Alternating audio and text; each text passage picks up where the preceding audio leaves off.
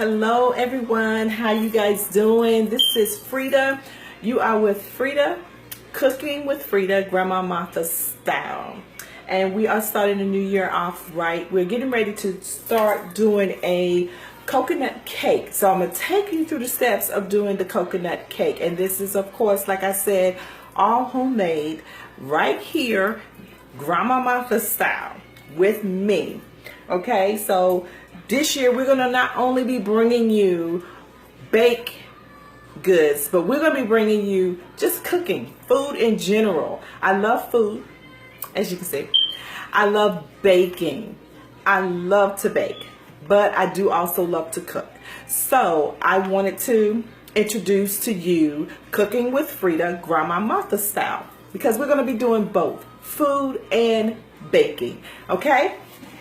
So today we're going to start off with our coconut cake, and we have our unsifted wheat flour that we're going to use, and this is self-rising wheat flour, and we're going to do 2 cups of that. So a little thing I have to tell you about how I bake.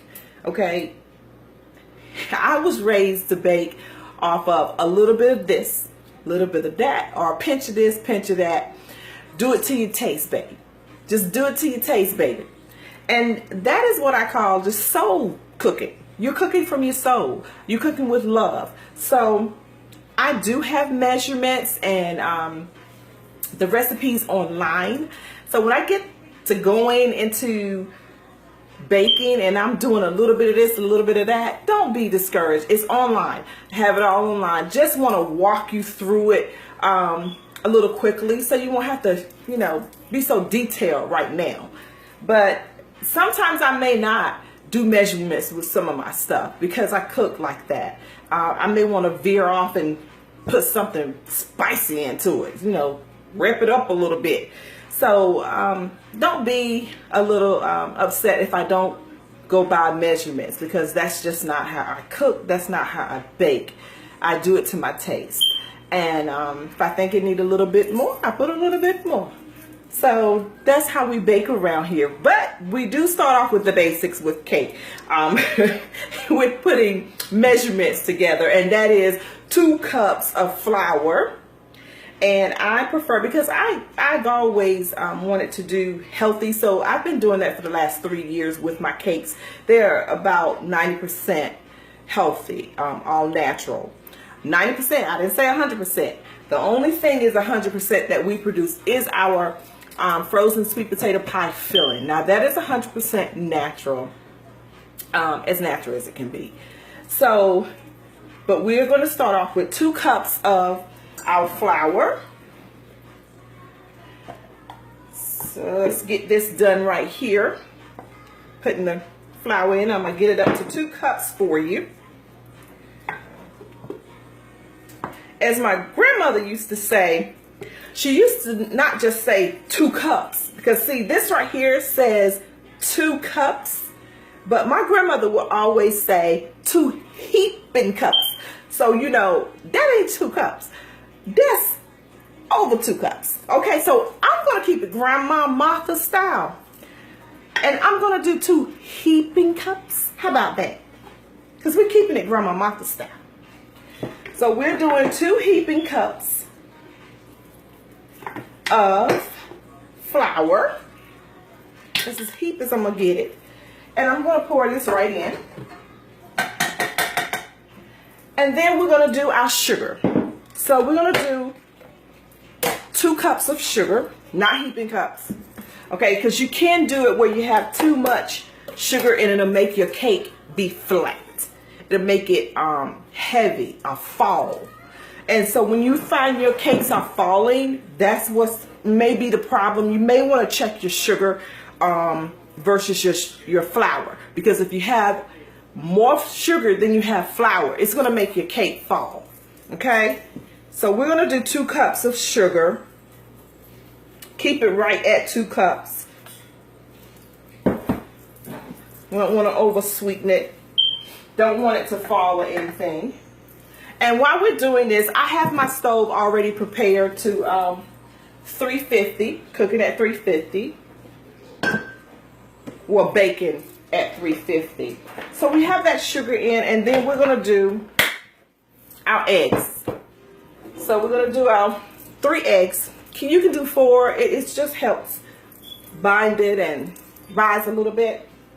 And like I said, I use self-rising flour. So you may not see me use too much of baking powder, baking soda. You might not see me use that much of those items because I already use self-rising flour. It helps it to rise. It has all those things in there already. So I don't have to have those extra ingredients to put into my cake. And also, you may not see me add salt to my cake because I use salted butter that's already salted. So that way I don't have to use, the raw salt in there. But I use salted butter. And so those ingredients you may not see me use in the cake that you may be used to. Okay, so we're going to do that. And so we're going to use, I don't use regular milk. I use buttermilk, whole buttermilk. And that helps moisture the cake. And I normally put a cup of buttermilk in there. Just pour it in there with everything. I do, before I pour this in here, I do go ahead and just mix that all together so it can combine together. Okay? Don't want to take you too fast here. But if you do just put it all in there, as long as it gets stirred up real well, you won't have a problem.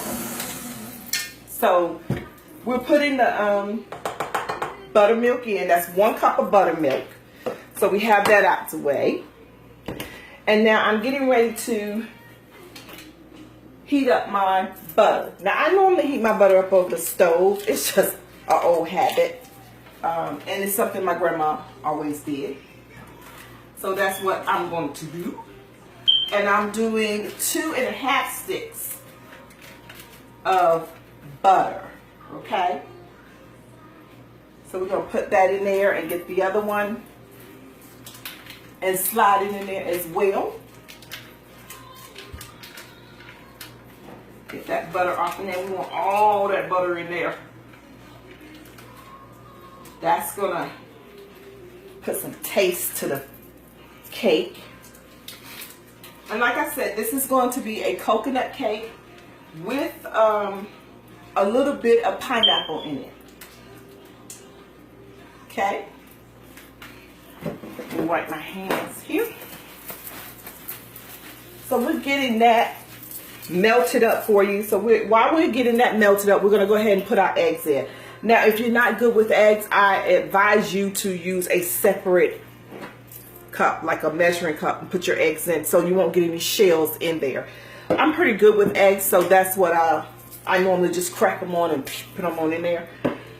So we're going to add the eggs now. Go ahead and get this on low stirring. We're going to crack our eggs one at a time and add them, letting it incorporate with it.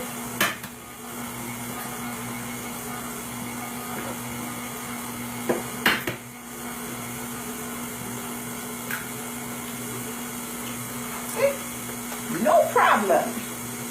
No shells today. Okay? So we're letting that incorporate. And what I normally do, I use a flavor in it. Old time favorite flavor. You can use what you want. Vanilla nut, vanilla. I sometimes use 2 different kinds. It doesn't matter what type of cake I'm cooking. I could be cooking a chocolate cake or I could be cooking a coconut cake. I'll still use about 2 or 3 different flavors. Because that's just how I do. That's how I was raised. And I'm cooking it Grandma Martha style, you know. And sometimes I'll venture out and just do something totally different. But most of the time I stick within what my grandmother has showed me and what I know. And the best results come from that most of the time. And then we do have some positive results from, doing it another way. like a lot of people do their butter and their sugar together. They go ahead and bind that together, or go ahead and get that mixed up together real soft. I've done it that way a couple of times. Still turns out great. But I just love to go ahead and melt my butter on the stove and then add my butter in after I've already incorporated everything. And then it just seems like it gives it more, I don't know, more soul or something to it. You know, so that's the way I normally do it. And what I'm going to do is go ahead right now and line my cake pans together with some oil. Now, most of the time I will have some parchment paper, and I'll put it on the pan so that my cakes can come out easier. I don't have any today. I wished I did, because, you know, I don't really know how it's going to come out. It should come out pretty good if I let it cook well. So, we'll see what happens, okay? So, we're getting our butter done very, very well up here. You see it melting? Is that good butter? It smells good. And we're going to put all this together. And see, that was very easy. I mean, we still stuck with some measurements. We had 2 cups of flour, 2 heaping cups, okay? And 2 cups of sugar, 3 eggs. I didn't tell you how much flavor. I took a little bit of this, a little bit of that. I mean, to your taste, you know. And you always have to have your little spoon to the side so you can, I don't think so. So after I put my butter in, that's what I'll do. I'll taste to make sure. So we have this, it's melted very good. That's 2.5 sticks of butter. And so while this is going, we're going to put this in. And so we like to have our eggs already in there incorporated, because you don't want any scrambled eggs in your cake. That's a no-no. Okay? Can't have a cake with scrambled eggs. There we go. So all that is good. And like I said, I have my stove already on 350, ready for the cakes to go in. See, that was simple. And it's all homemade, and it is as natural as it can be. The only thing in here that is not really natural is some of my flavorings. I have it's a little dye in here.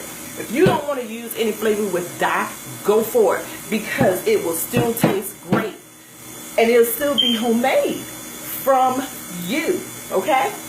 So don't be, you know, beat yourself up with it if you can't do everything all natural. We do the best that we can, and then we keep on, you know.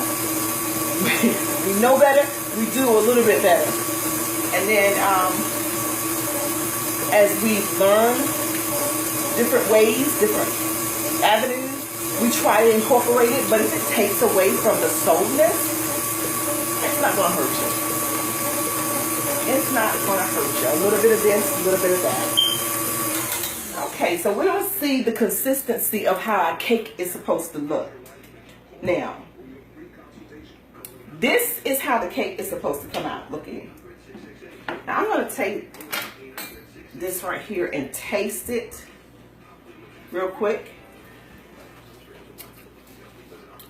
And this is just to make sure, what I'm tasting for is to make sure it doesn't taste so floury. So that'll tell me if I got too much flour and not enough sugar. Okay, so that tastes perfectly. And then I'm going to take my spatula, go around, get the bottom, bring it up. Okay, so that I can get everything incorporated in it, because these little things don't get it all the time. So you have to get it incorporated in here. And so after we get this done, we're going to whip it up a little bit more. And then it's ready to go into the oven. And we're going to come back and show you how and what the finished product looks like, okay? And I'm going to layer it. I'm not going to go ahead and put it all together.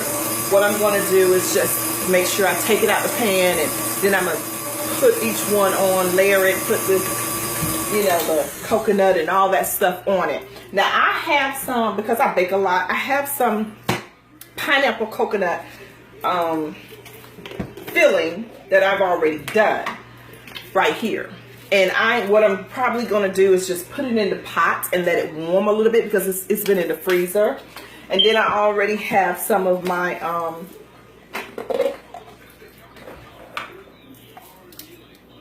icing, cream cheese icing done. And it was filled up to the top, but about gone. I don't even know if that's going to last, so I might end up showing you how to do a little bit of cream cheese frosting as well, you guys. So let's get ready to pour these into the pan and put them into the stove, and we will be right back with the finished product.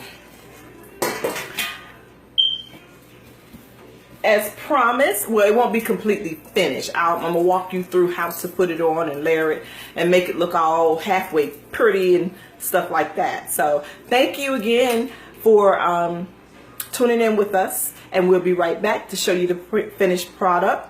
And as I said, check us out on Facebook, on Instagram, on Twitter. Follow us. Is it anything else? I can't think of anything. At Periscope. Just Google us and follow us.